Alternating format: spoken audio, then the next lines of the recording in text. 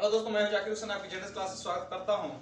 आज हम आप बच्चों को पढ़ाएंगे कि यूपी बोर्ड में पूछे जाने वाले प्रश्न जो एग्जाम की दृष्टि से बहुत ही महत्वपूर्ण होंगे।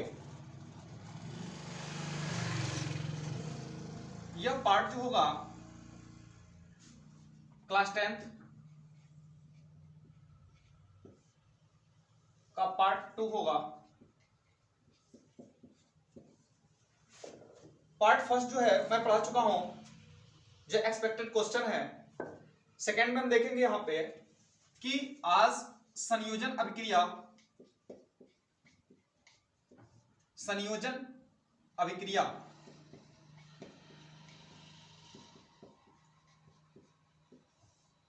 देखिए बच्चों, संयोजन अभिक्रिया क्या होती है? तो संयोजन अभिक्रिया उस अभिक्रिया को कहते हैं जिसमें इसका अर्थ है कि संयोजन मतलब क्या होता है, कहीं ना कहीं जुड़ना। जब दो या दो से अत्यधिक पदार्थ जो है आपस में मिलकर के किसी नए उत्पाद को बनाते हैं तो उसी को हम कहते हैं संयोजन अभिक्रिया। मतलब पदार्थों का मिलकर नए उत्पाद या एकल उत्पाद का निर्माण करना।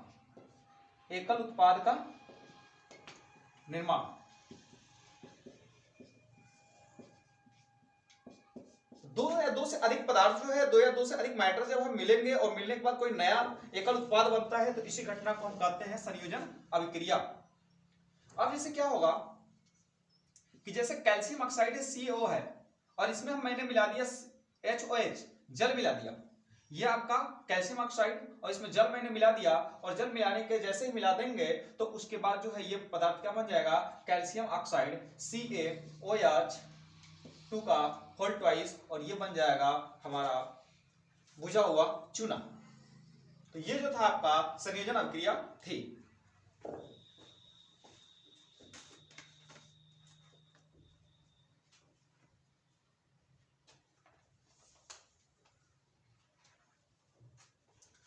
दूसरा देखते हैं बच्चों, वियोजन अभिक्रिया।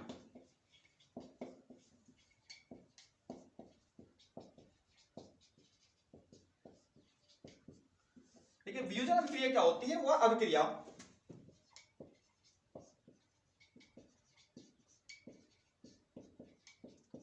जिसमें कोई एक अणु दो या दो से अधिक हिस्सों में टूट जाता है। वैसे तो ये एक प्रकार की उत्क्रमणीय अभिक्रिया है। उत्क्रमणीय अभिक्रिया है।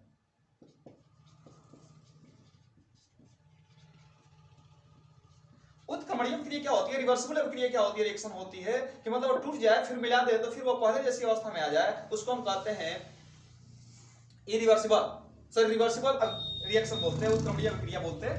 यदि मान लेते हैं हम यहाँ पे कि 2HI ले लिया मैंने और 2HI को मैंने गर्म किया या जो भी किया, तो करने के बाद क्या होगा, यहाँ पे हाइड्रोजन अलग टूट जाएगा और आयोडीन जो है अलग टूट जाएगा।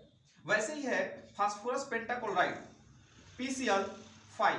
तो जब PCl5 को मैं तोड़ूंगा तो ये बन जाएगा फास्फोरस और साथ ही साथ जो है फास्फोरस ट्राइक्लोराइड और प्लस Cl2। तो ये दो हिस्सों में बढ़ गया। इस क्रिया को हम कहते हैं वियोजन अभिक्रिया।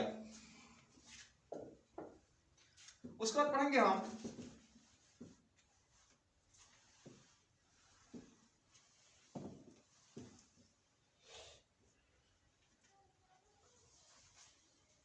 विस्थापन या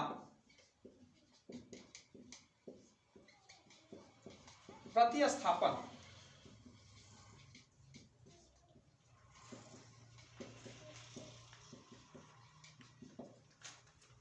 विस्थापन या प्रतिस्थापन अभिक्रिया ऐसी अभिक्रिया जिसमें अधिक अभिक्रियाशील तत्व जो होता है कम क्रियाशील तत्वों को हटा करके और उसके स्थान पर क्या होता है, बैठ जाता है या क्रिया कर लेता है, उसी को हम कहते हैं प्रतिस्थापन।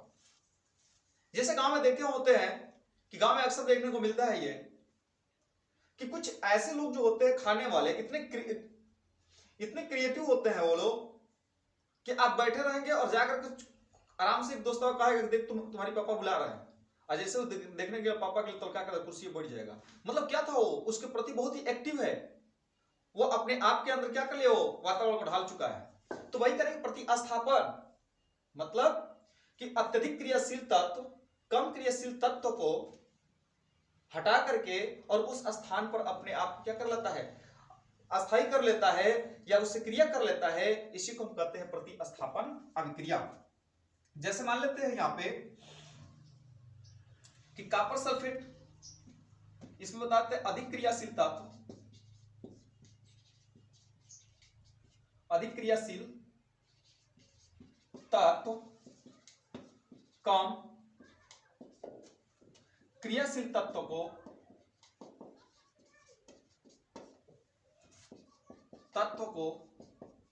विस्थापित कर देता है।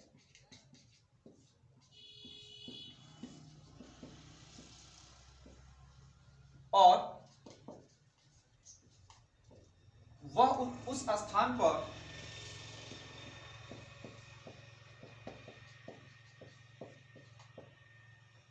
क्रिया कर लेता है।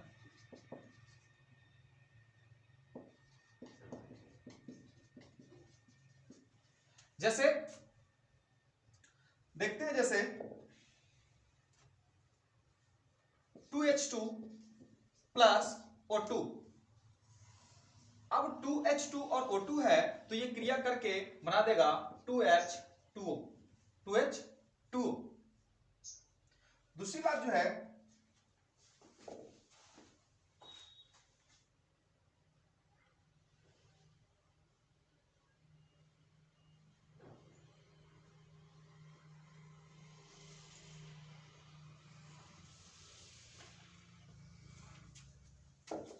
सॉरी ये गलत हो गया है, देखते हैं ये आगे।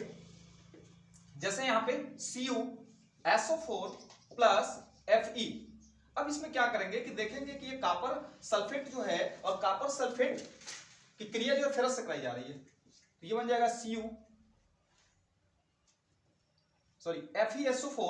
FeSO4 plus Cu। यहां से देखिए ये कॉपर जो था कम क्रियाशील तत्व है फेरस की तुलना में, तो फेरस जो है तुरंत सल्फेट से क्या करेगा, क्रिया कर लेगा, और जैसे ही क्रिया कर लेगा तो ये बना लेगा फेरस सल्फेट और साथ ही साथ कॉपर को क्या कर देगा, अलग कर देगा।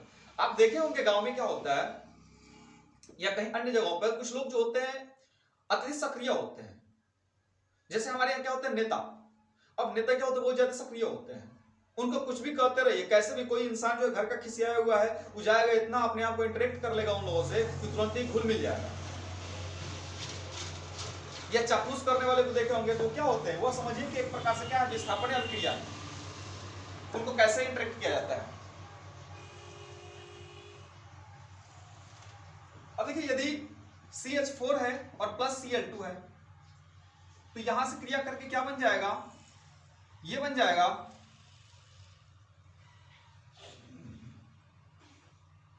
CH3Cl और प्लस साथ ही साथ बना लेगा ये HCl।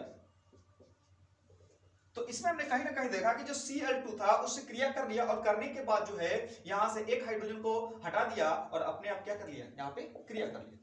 तो इसको कहते हैं विस्थापन या प्रतिस्थापन अभिक्रिया कहते हैं।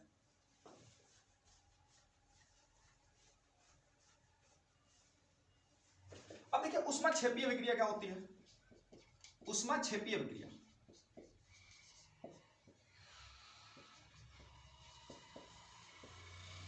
ऊष्माक्षेपी अभिक्रिया। अब क्या होती है, वह अभिक्रिया जो ऊष्मा उत्पन्न करती है, जो ऊष्मा उत्पन्न करती है। तो ऐसी अभिक्रिया को आप क्या कहेंगे, ऊष्माक्षेपी अभिक्रिया कहते हैं। ऐसी अभिक्रिया जो ऊष्मा उत्पन्न करती है उसको आप ऊष्माक्षेपी अभिक्रिया कहते हैं। जैसे मान लीजिए कि यहाँ पे कार्बन है और कार्बन प्लस ऑक्सीजन, कार्बन जो ऑक्सीजन से क्रिया करके बनाएगा CO2 प्लस ये 98 कैलोरी जो होती है, किलो कैलोरी क्या होता है, उस ऊर्जा मुक्त करता है, उष्मा मुक्त करता है।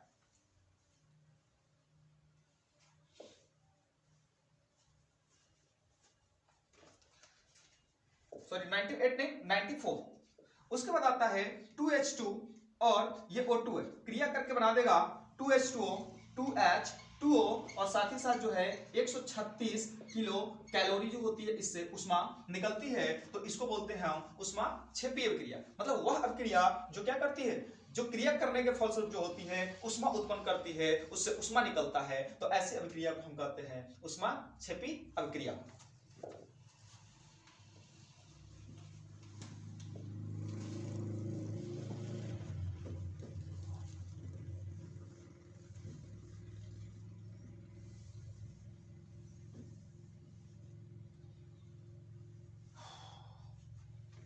अब देखिए इसमें क्या होता है, उष्मा शोषी अभिक्रिया आएगी एक,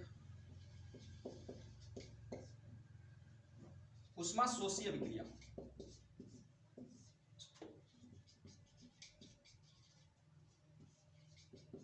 अब देखिए इसका नाम ही है उष्मा शोषी, मतलब जो क्या करती है, उष्मा का अवशोषण करती है। ऐसी अभिक्रिया जो उष्मा का अवशोषण करती है उसी अभिक्रिया को हम क्या कहते हैं, उष्मा शोषी अभिक्रिया कहते हैं। अर्थात जो अभिक्रिया उष्मा का अवशोषण करती है,